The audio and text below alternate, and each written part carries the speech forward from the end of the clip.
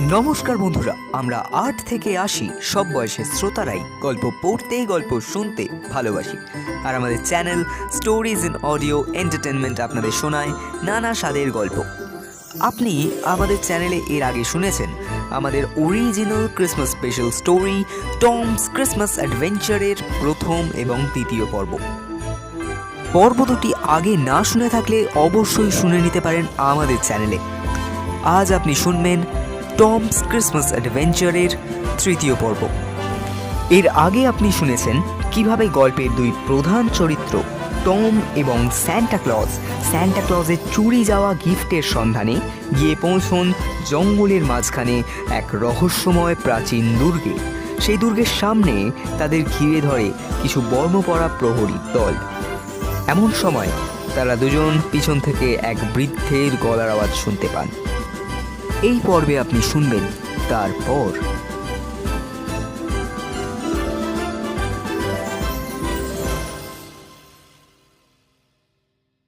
Hello, Nicholas.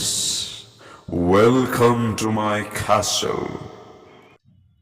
Tom আর Santa ঘুরে তাকিয়ে দেখলেন দুর্গের বিরাট ফটক খুলে যাচ্ছে আস্তে আস্তে, আর সেই দুর্গের ভিতর থেকে ধীর পায়ে বেরিয়ে আসছে এক ছায়া মূর্তি। তার মুখ এতক্ষণ স্পষ্ট দেখা যাচ্ছিল না, তবে এবার তিনি বাইরে বরফের ওপর চাঁদের আলোতে বেরিয়ে আসতেই দেখা গেল তাকে। একজন লম্বা, পিঠে কেপ বা পর্দা লাগানো, রাজকীয় কোট, লম্বা হ্যাট পরিহিত বৃদ্ধ কাউন্টকে। তার চোখে মুখে অদ্ভুত এক নির্মমতার ছাপ। তাদের রাজত্ব এখন কিছুই না থাকলেও তার রাজকীয় হাবভাবই তাদের প্রাচীন জমিদারির প্রমাণ দিচ্ছে। কিন্তু যেটা দেখে টম বিস্মিত হয়ে গেল সেটা হলো কাউন্টের পাশে বসে থাকা তার পোষা নেকড়েটা। হিংস্র প্রাণীটা লোলুপ দৃষ্টিতে তাকিয়ে আছে তাদের দিকে। আমি জানতাম যে আপনি আসবেন, স্যান্টা। সেই ছোটবেলা থেকেই যে এই দিনটার অপেক্ষা করে আছি আমি। আপনি কে? জিজ্ঞেস করলেন স্যান্টা। আমি কাউন্ট উইন্টার, এই দুর্গের মালিক। আমারই পূর্বপুরুষেরা এক সময় রাজত্ব করেছে এই অঞ্চলে। এই বরফ, এই পাইন বন, এই আল্পস পাহাড় সব আমার অনুগত দাস। আমি আর এই ছেলেটি কোনো খারাপ উদ্দেশ্যে আসেনি, কাউন্ট। আমি জানি আপনি কেন এসেছেন। আমার কাছেই আছে আপনার হরিণগুলো, আপনার উপহারের ঝুলিও। তবে সেগুলো আর আপনি ফেরত পাবেন না। নাইটসরা, এদের বন্দি করো। কাউন্টের আদেশে কাউন্টের বর্মপরা সৈন্য দল চারিপাশ থেকে অস্ত্র তুলে ঘিরে ধরল তাদের। এবার টম বেশ ঘাবড়ে গেল। স্যান্টাও বুঝতে পারলেন তিনি এবং টম দুজনেই বেশ বড় সড় বিপদের সম্মুখীন হতে চলেছেন। টম এবার স্যান্টার একটা হাত ভয়ে চেপে ধরল। তুমি চিন্তা করো না টম, ঈশ্বর আমাদের রক্ষা করবেন। আমি এত সহজে আমাদের বন্দী হতে দেব না। এই বলে স্যান্টা তার হাত নেড়ে এক অদ্ভুত জাদু করতে আরম্ভ করলেন। মাটিতে পড়ে থাকা বরফ ধীরে ধীরে পরিণত হতে থাকলো কিছু জীবন্ত স্নোম্যানে। এই জীবন্ত বরফ মানবদের নিয়ে তৈরি হলো স্যান্টার দল। কাউন্ট পৈশাচিক অট্টহাস্য করে উঠলেন।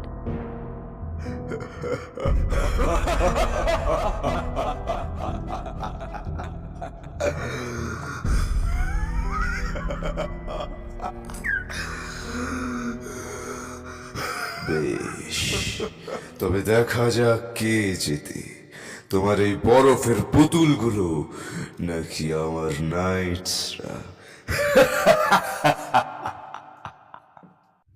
টম এতক্ষণ এই দৃশ্য অবাক হয়ে দেখছিল। এরপর যুদ্ধ শুরু হলো কাউন্টের নাইটসদের সাথে স্যান্টার স্নোম্যানদের। কিন্তু খানিকক্ষণ যুদ্ধের পর স্নোম্যানদের নাইটসরা অস্ত্রের আঘাতে বরফে ধসিয়ে ফেলতে লাগলো। স্যান্টা বুঝলেন এ যুদ্ধে তার জয় অসম্ভব। তিনি কাতরভাবে বলে উঠলেন, ঠিক আছে, আমি হেরে গেছি। এবারে যুদ্ধ বন্ধ করুন। আমাকে আপনি বন্দি করলেও এই ছেলেটির কোনো দোষ নেই। ওকে আপনি ছেড়ে দিন, দোহাই আপনার। বেশ, এই ছেলেটির সাথে আমার কোনো শত্রুতা নেই। ওকে আমি বন্দি করব না, ও মুক্ত। টম এতক্ষণ হাঁ করে বিস্মিত হয়ে দেখছিল সব কিছু। সে কি করবে বুঝতে পারল না। সে বলে উঠল, তোমরা তোমরা স্যান্টাকে ছেড়ে দাও, ওকে বন্দি করো না। কেউ তার কথায় কর্ণপাত করল না। দুর্গে ঢুকে গেলেন কাউন্ট ও তার দলবল, সাথে স্যান্টাও। টম বসে পড়ল বরফে। তার কান্না পাচ্ছে। এসব কি হচ্ছে আজ? সে কি বাড়ি চলে যাবে এবার?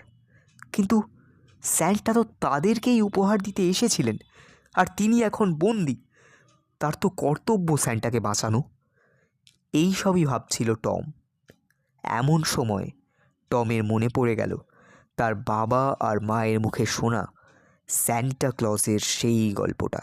তার মনে পড়ে গেল তার মা স্যান্টা ক্লজের ব্যাপারে তাকে কি যেন একটা বলেছিলেন না? তিনি স্যান্টা ক্লজ। তিনি থাকেন উত্তর মেরুতে। তার উত্তর মেরুতে এক বিশাল খেলনার কারখানা আছে।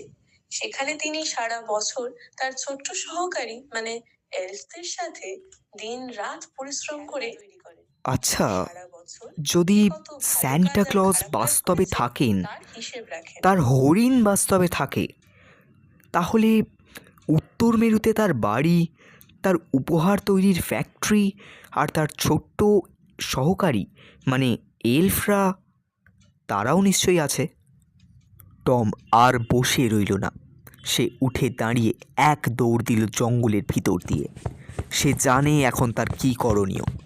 দৌড়তে দৌড়তে সে কয়েকবার পড়ে গেল, ছড়ে গেল তার হাত পা গাছের ডালে ঘষা লেগে, কিন্তু সে আবার উঠে দৌড়তে থাকলো।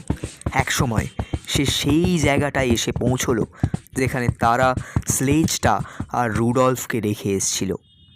রুডলফও সেখানেই বসেছিল। টম রুডলফকে কাছে ডেকে নিয়ে জিজ্ঞেস করল, রুডলফ, তুমি কি আমাকে উত্তর মেরুতে স্যান্টার বাড়িতে নিয়ে যেতে পারবে? আমাদের আমাদের স্যান্টা বিপদে, তার সাহায্য প্রয়োজন। রুডলফ, আমাকে নিয়ে চলো প্লিজ।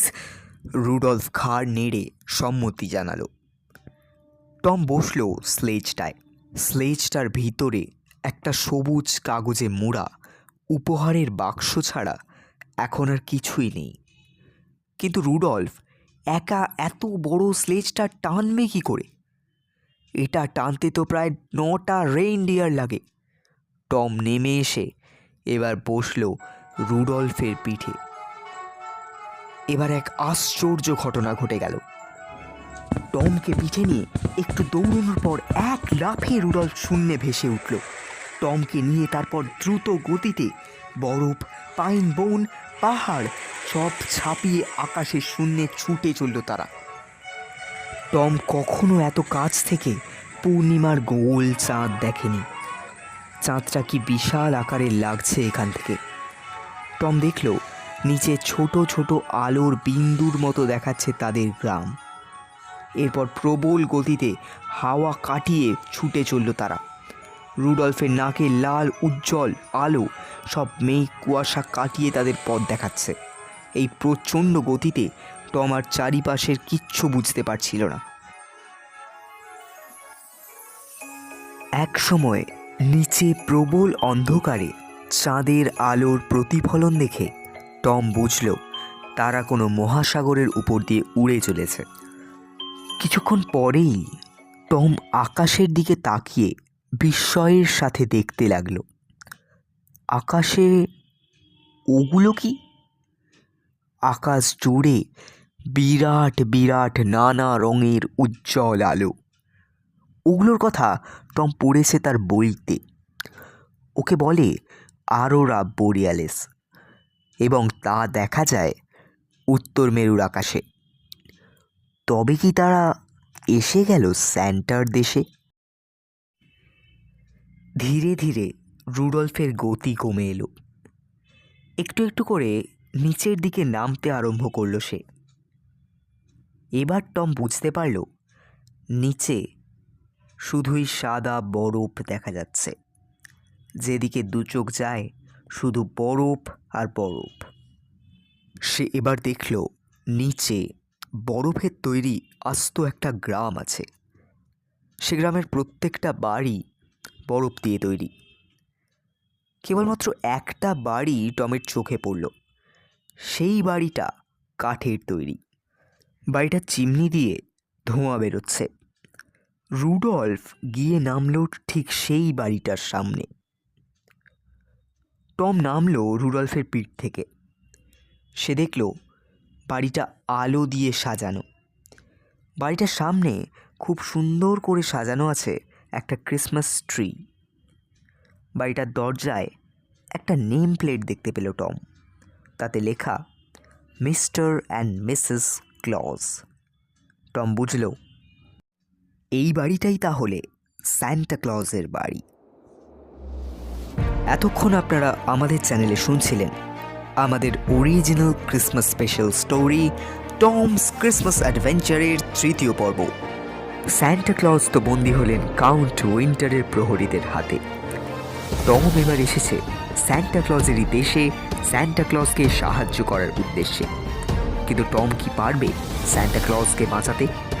জানতে হলে অবশ্যই শুনতে হবে আমাদের গল্প টমস ক্রিসমাস অ্যাডভেঞ্চারের 4র্থ পর্ব।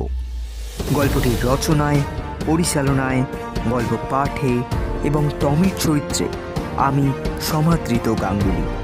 গল্পে কাউন্ট উইন্টার এবং স্যান্টা ক্লজের চরিত্রে স্নেহাদৃত গাঙ্গুলি। গল্পে টমের মায়ের চরিত্রে অমৃতা ভট্টাচার্য। গল্পটি ভালো লাগলে অবশ্যই আমাদের জানাতে পারেন কমেন্ট করে। দেখা হচ্ছে এই গল্পের 4র্থ পর্বে। আজকের মতো এখানেই সমাপ্ত হলো আমাদের গল্প টমস ক্রিসমাস অ্যাডভেঞ্চারের 3য় পর্ব।